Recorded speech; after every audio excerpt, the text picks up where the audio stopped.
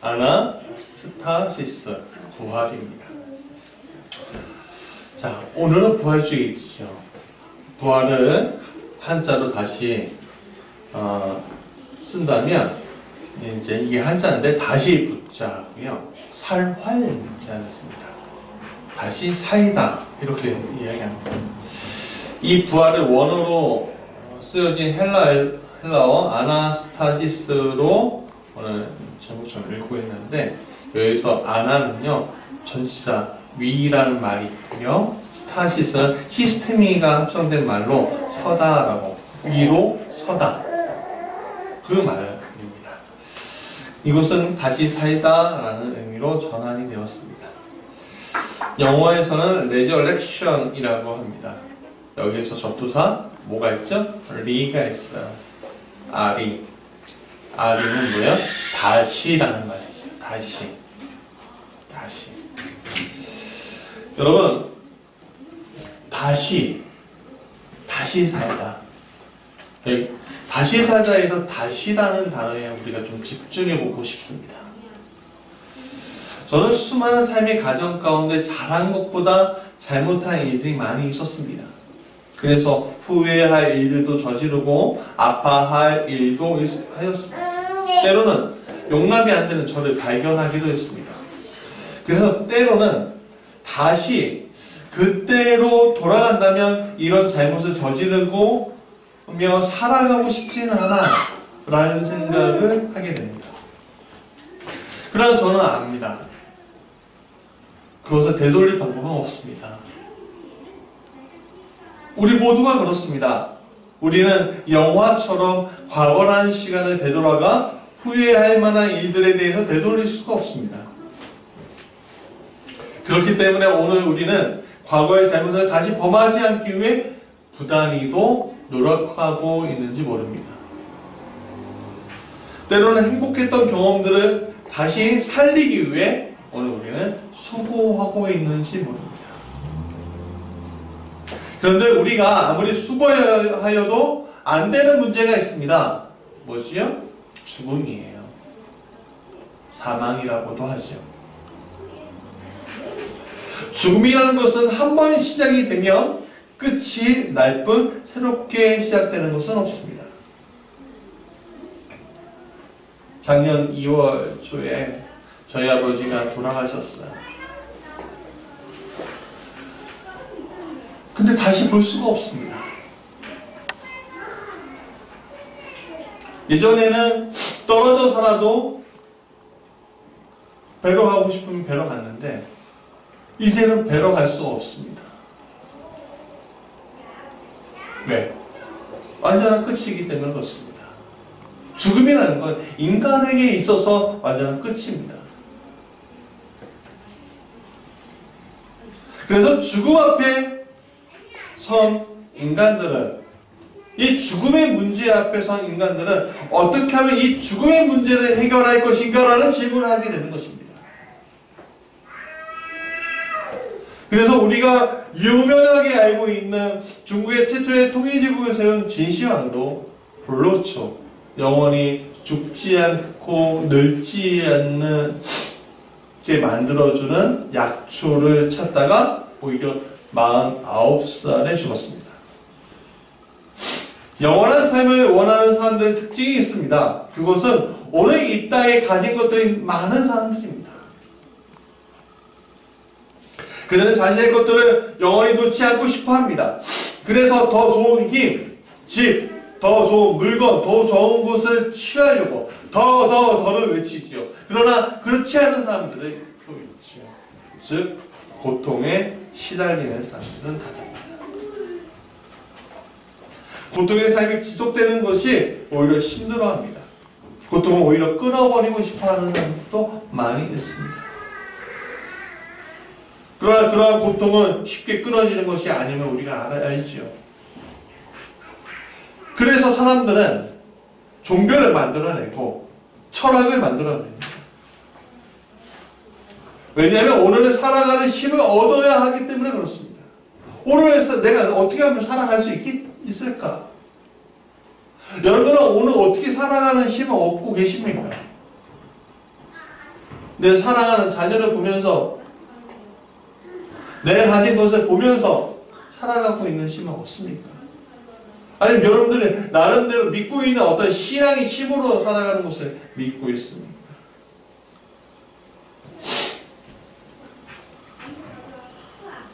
힘을 가진 이들은 그들이 왜 힘을 가져야 하는지를 알아야 하고, 고통 속에 있는 이들은 자신들이 왜 고통을 받아야 하는지 알아야 하기 때문에 오늘 우리의 모든 체계가 잡혀져 있는 것입니다. 그래서 다시라는 뜻은 힘을 가진 이들에게는 희망이 되지만 고통을 받는 자에게는 두려움이 될 수 있음을 우리가 알아야 합니다. 그래서 어쩌면 힘이 없는 이들이라면 이 다시라는 단어는 그리 희망적인 단어가 아닐 수 있다는 겁니다.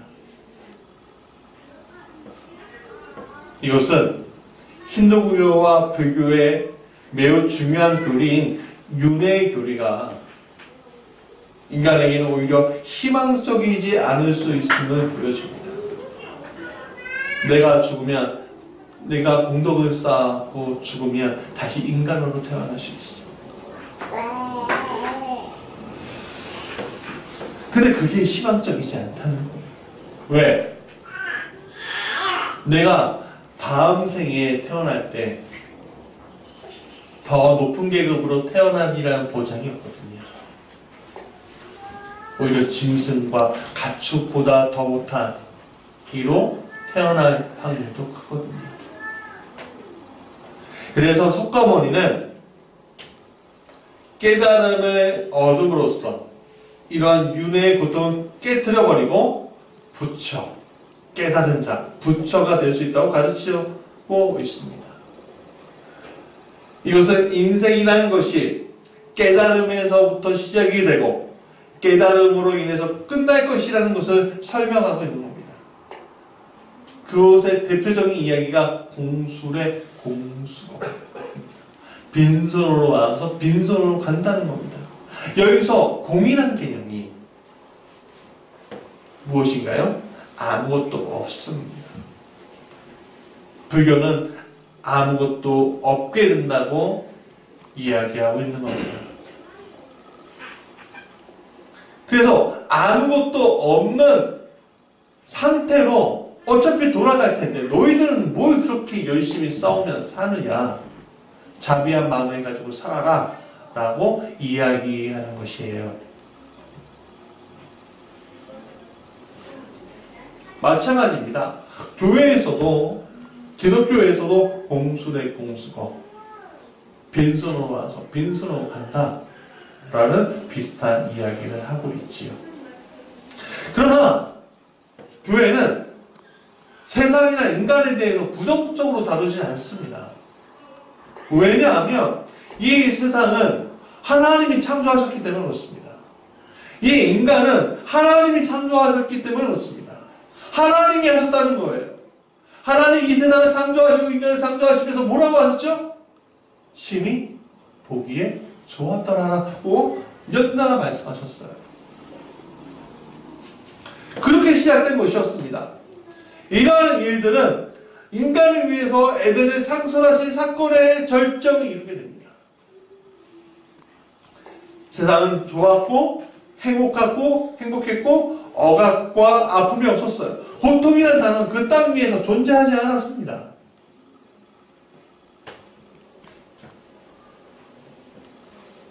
근데 그런 상태에서 뭐가 들어와요?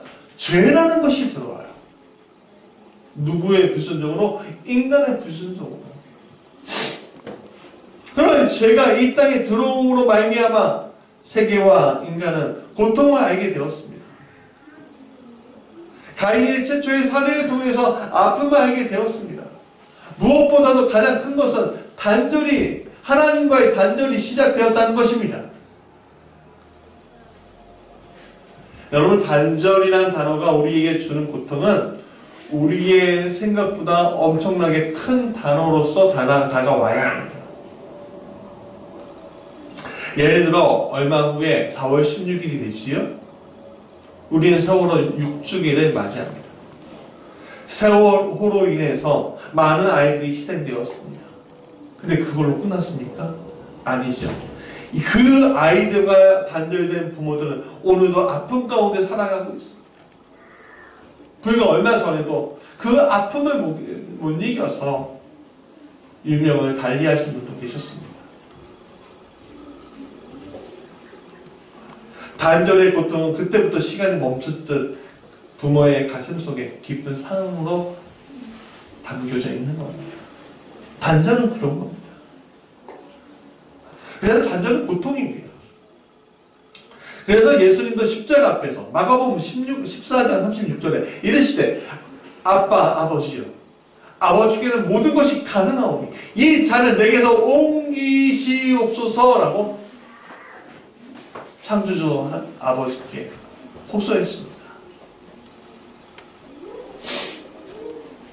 우리는 예수님이 괴로워하신 이유가 예수님이 책짓질 당하고 과시간을 쓰시고 십자가에 달려 돌아가시고 조롱당하시고 침뱉음을 받고 하는 것으로 또 끝내는 창에 찔리는 경험을 했기 때문에 이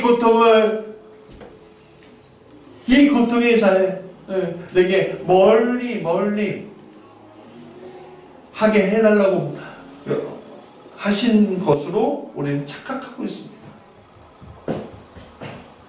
여러분, 육신의 고통, 기절하면서의 그 고통, 인간으로서 참을 수 없는 것이죠, 사실. 그러나 예수님이 이 잔을 내게서 멀리 보내달라고 이야기한 것은 실제로는 아버지와의 완전한 단절을 경험하는 그 시간과 순간이 싫은 겁니다. 고통의 호소예요. 언뜻 이해가 안 갈 수 있어요. 왜냐하면 우리는 아직도 예수님의 제자라고 이야기하면서 날마다 단절을 경험하잖아요. 그러나 예수님은 그 잠시도 그것을 못 견디하시는 겁니다. 왜? 그분은 한 인격이면서 연합되어 있기 때문에, 한 몸으로 연합되어 있기 때문에, 삼위일체이시기 때문에 할 수가 없는 겁니다. 그것이 그분의 본성이라는 거예요. 물론 인간적인 고통에 의해서 쓰러지고 기도하셔 하셨지요. 그러나 그것보다 견딜 수 없는 것이 바로 어쩌면 죄인일 수밖에 없는 인간의 본성이 보여지는 오늘 우리의 모습을 경험하는 그런 것이 아닐까.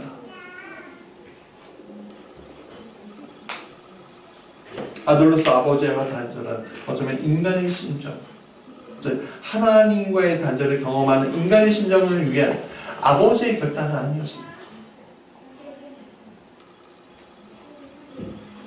이러한 단절의 끝이 뭐라고 합니까? 엘리, 엘리, 라마 사박다니 이라고 외치는 것이었습니다. 진정 사랑하는 사람으로부터의 단절은 세상의 모든 것을 주더라도 견딜 수 없는 고통입니다. 여기서 예수님은 나의 하나님이라고 불렀습니다. 예전엔 아버지요, 아버지 하나님 이라고 불렀는데 이제 나의 하나님이라고 하셨습니다. 왜냐하면 이건 공적인 사역이었기 때문에 그래요. 하나님의 아들로서가 아니라 인간의 대속제물로 하나님께 지금 드려지고 있는 것이었습니다. 어찌하여 나를 버리시나이까? 수많은 채찍, 조롱, 십자가 형벌 그거 두렵지 않아. 그러나 진정으로 두려운 순간 아버지와의 단절.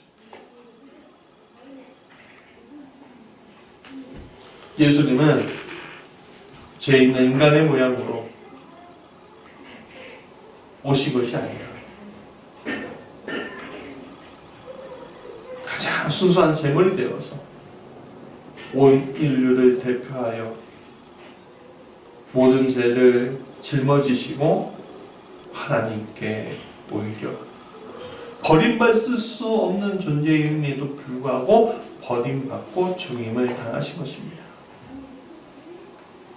그래서 인간의 영혼이 가지는 가장 큰 고통이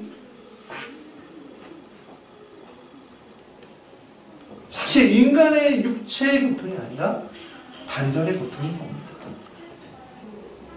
죄에 사로잡혀서 하나님과 단전하고 있는 우리의 모습을 보십시오. 아까 전에 대표 기도하면서 가장 마음이 아팠던 게 뭡니까? 질병의 무서움이 예배 자리에 안에 들어와 있다는 겁니다.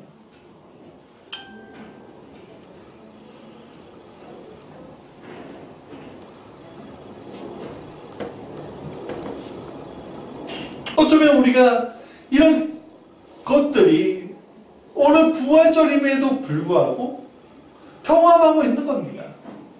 주님과의 단절. 난 아무렇지도 않아. 여기에도 계시고 저기에도 계시는데.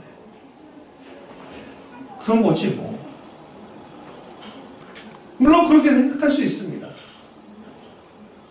그러나 주님이 주시는 그 거룩한 부담 없이 경험하는 그것은 은혜가 아니라 단절입니다.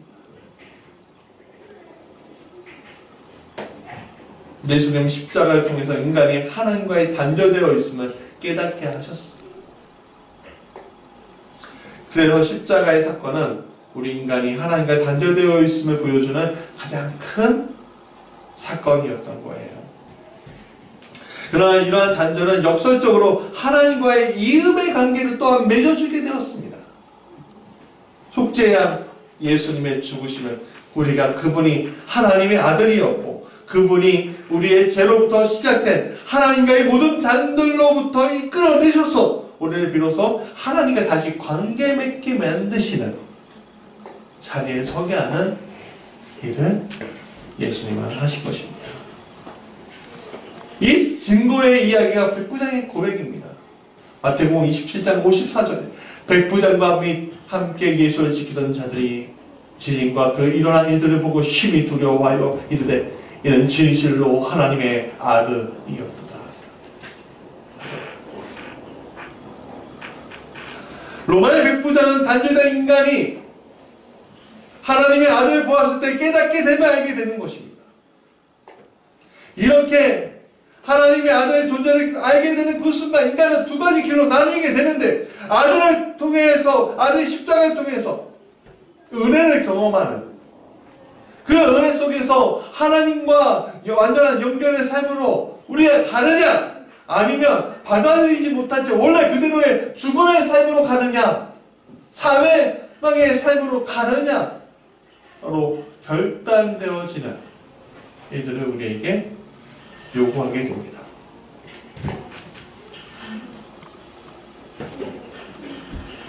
다른 여러분, 오늘 예수님은 다시 사셨습니다. 그렇게 증명되었습니다.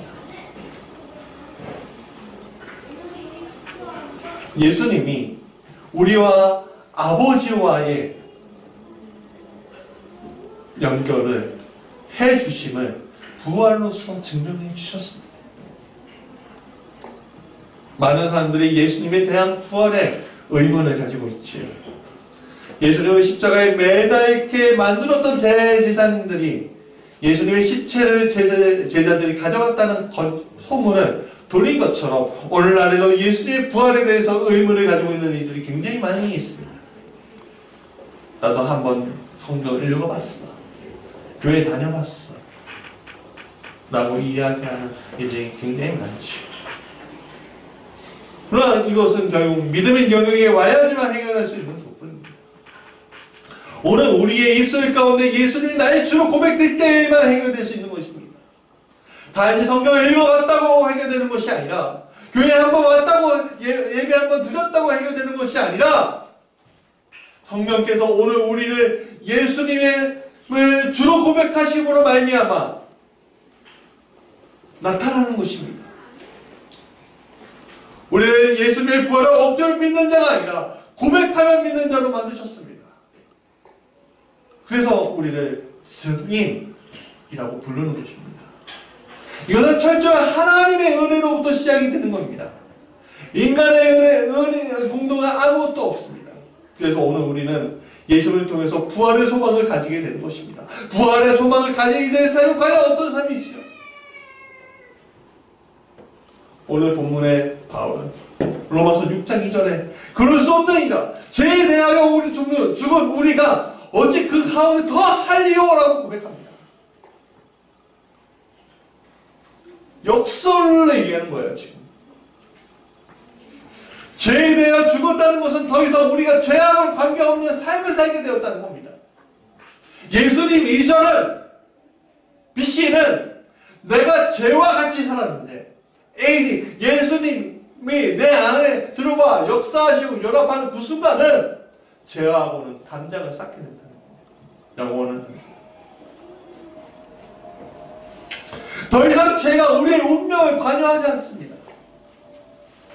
그것은 우리가 예수 그리스도의 피로 연합되어서 죄가 우리에 대한 권리를 주장하지 못하게 하는 것입니다.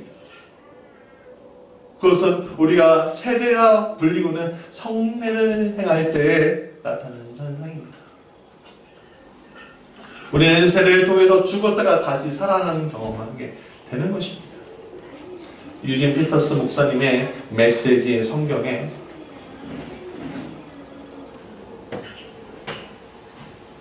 이렇게 얘기합니다. 본문 3절부터 5절까지 우리가 받은 세례의 의미가 바로 이것입니다. 세례는 예수님의 삶 속으로 들어가는 것입니다. 물에 들어갔을 때 우리는 예수님처럼 죽어 매장된 것입니다. 물 위에 일으켜졌을 때, 물 위로 일으켜졌을 때 우리는 예수님처럼 부활하는 것입니다. 우리 한 사람 한 삶이 우리 아버지 하나님이 일으켜 세우셔서 빛이 가득한 세상에 들어가게 해주셨고, 그래서 지금 우리는 은혜가 다스린 그 새 나라에서 길을 찾아 살게 되었습니다. 그렇죠. 오늘 우리는 세례를 통해서 그리스도의 죽으심에 동참하여 그리스도의 부활에 참여하게 되었습니다. 여러분, 그래서 여기에서 우리는 다시라는 단어에 다시 한번 집중하게 됩니다. 많은 사람들이 다시라는 단어를 내가 권력을 얻거나 고통을 벗어나기 위한 이야기의 한 단어, 첫 시작으로 이야기하지만 우리에게 다시는 소망입니다. 죄 종살이하는 운명의 삶이 아닌 하나님의 은혜로 그리스도와 연합된 삶의 자리에 우리는 다시 서게 되는 겁니다. 우리는 다시를 원하지 않았던 것은, 우리가 다시를 원하지 않았던 것은 죄로 인한 두려움의 삶이 오늘까지 다시 한번 이어지는 결과를 맛보고 있기 때문에 그렇습니다. 이것은 우리를 운명이라는 수레바퀴 안에 들어오게 하고 결국 그 속에서 죄를 지어가며 살게 만들었습니다.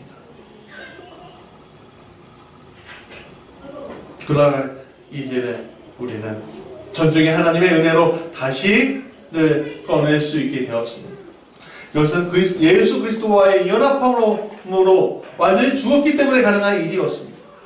이것은 어린아이가 엄마의 뱃속에서 잉태되어 이 세상에 나올 때 가장 순수한 너희 가지고 있는 것처럼 우리가 그리스도의 피로 영적인 순수함이 회복되었다. 우리는 그것을 거룩이라고 부릅니다. 거룩은 하나님과 만날 수 있고 하나님을 볼 수 있게 만드는 것입니다. 그래서 여러분 오해하지 말 것이 있어요.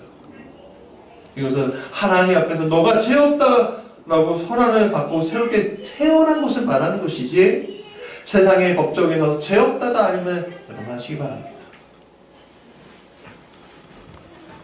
죄에 대하여 죽고 하나님께 대하여 다시 살게 된 삶, 이것을 만드신 것이 예수님이셨습니다. 그래서 우리는 이 그리스도 안에서 부활을 이미 이루었고 앞으로도 이루어 것임을 믿어야 합니다. 즉 부활은 현재형이자 미래형입니다. 부활을 얻는 이에게 과거의 상처는 죄의 부스러기 형편입니다. 우리는 더 이상 어쩌지 못하는 것입니다. 그런 사람에게는 더 이상 죄가 움직이지 않게 되었기 때문에 사람들에게 자신의 죄를 고백하고 사과할 수 있는 용기가 있고 용서할 수 있는 용기가 있는 것입니다. 그 용서와 또한 사과의 그 속에서 우리는 비로소 세상을 에덴으로 가꾸어 갈 수 있는 힘을 얻게 되는 것입니다. 이 세상은 천국 하나님의 나라로 만들 수 있는 힘이 우리에게 다시 생기는 것이요. 자, 말씀의 결론입니다.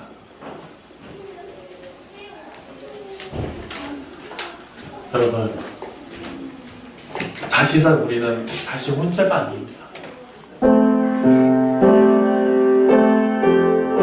그리스도와 함께가 되었습니다. 그리스도와의 연합은 이 세상에서 우리가 하늘 시민으로 살아가게 하는 원천적인 힘이었습니다. 이제 우리는 죄의 눈으로 세상 속에서 운명에 맞춰가는 인생이 아닌 하나님의 계획 속에서 에덴을 가꾸어가는 불칼로 막혀져 있는 그 에덴을 통과하여 다시 내가 그 속에서 하나님과의 동행을 회복하는 운명을 가지게 되는 이들이 된 것입니다. 물론 우리가 지금 부족하다는 것을 인정합시다. 아직도 연약함이 곳곳에 묻어있는 현실을 우리가 인정해야 합니다. 저도 그렇기 때문에 없습니다. 그러나 우리는 잊지 말아야 되고 반드시 우리 마음에 새겨야 될 것이 있습니다. 그것은 오늘 우리가 그리스도의 피로 말미암아 그 은혜로 말미암아 우리가 연합되어 있다는 것입니다. 그 그리스도와의 연합됨으로 우리는 부활했다는 것입니다.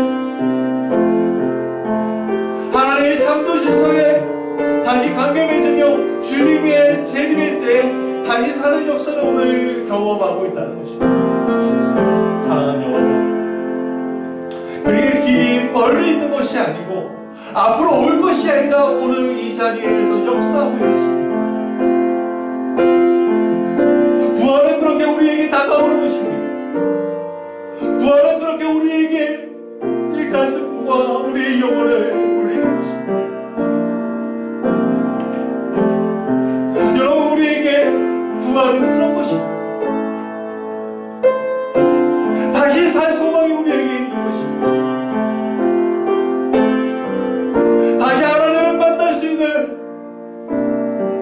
이들이 오늘 우리에게 펼쳐진 것입니다. 우리가 조심하고 조심할 것은 오늘 우리가 부활의 삶을 선택하는 것이 아니고 다시 되돌아가는 죄의 운명 속에서 사는 거짓의 운명을 다시 내가 붙잡고 가려고 하는 그 모습을 우리는 조심해야 합니다. 2020년 여러분 부활절입니다.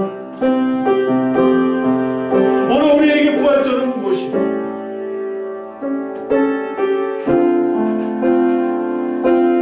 머리가 피는 것이 부활절입니까? 나를 정당화하는 것이 부활절입니까? 그렇지 없습니다. 우리는 결단코 그럴 수 없습니다. 그리스도의 사랑이 내 안에 가득한데 어떻게 그럴 수 있겠습니까? 그리스도의 사랑이 나의 안에서 나타나고 있는데 어떻게 그럴 수 있겠습니까?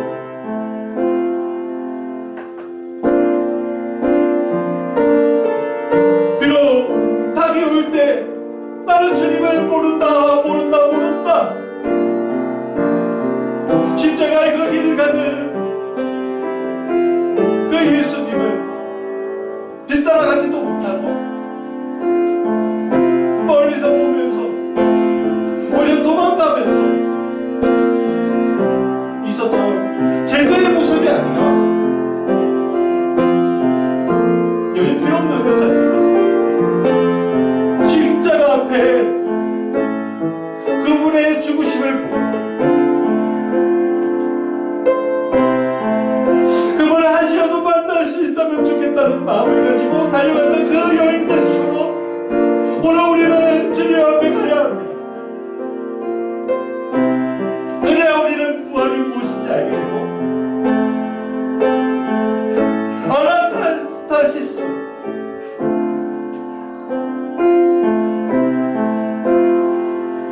그것이 나의 믿음이 되는 것입니다.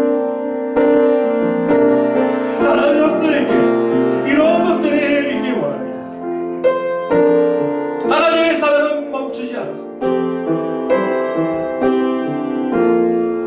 하나님의 사랑은 오늘 우리에게 있는 것입니다.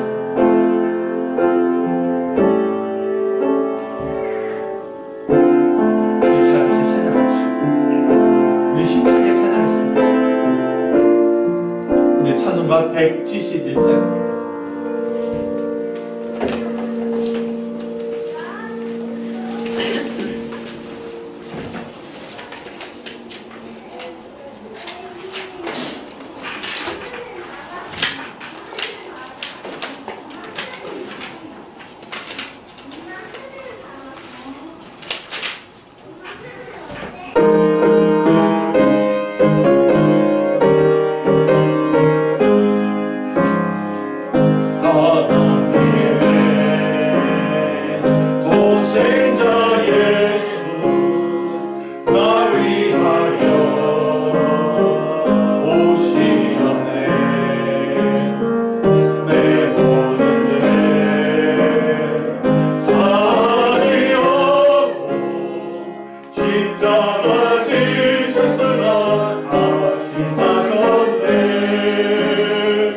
사랑의 신주를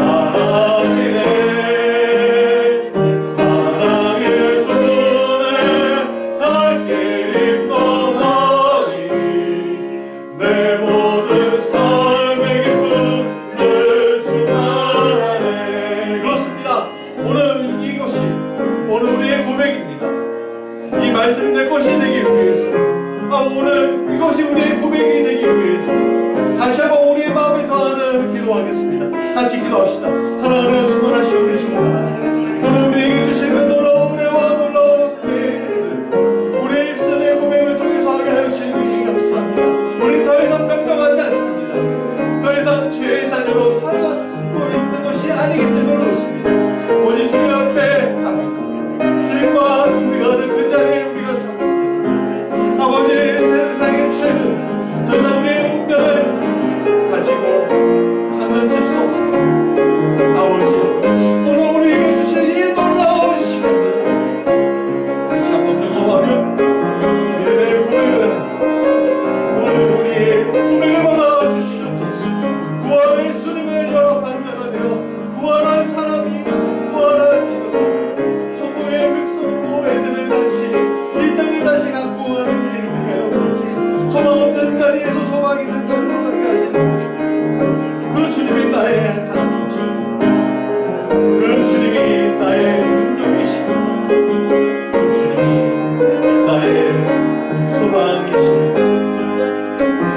주님의 찬양합니다. 주님의 구원을 만납니다.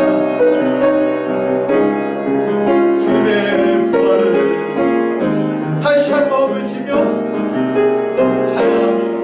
할렐루야. 주님 찬양합니다. 영광의 주님, 십자가 안에 계신 주님, 그 주님 나의 하나님이십니다. 예수님의 이름으로 기도합니다. 아멘. 우리 파송 찬양합니다.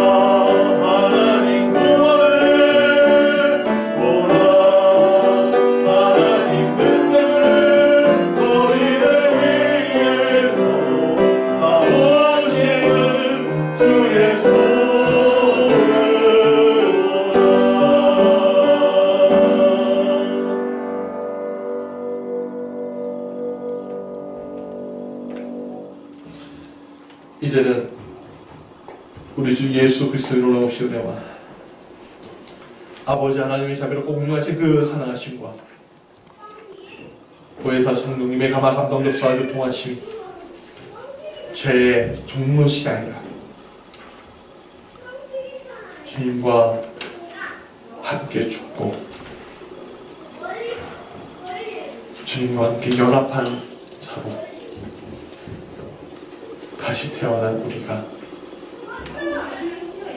부활의 기쁨 속에서 회복과 은혜를 동행을 누린 자로 다시 태어나게 하시고 소망을 갖게 한 자로 태어나게 하신 것을 고백하는 우리 모든 성도들이 옆에 영혼까지 함께 하시길 간절히 축원합니다.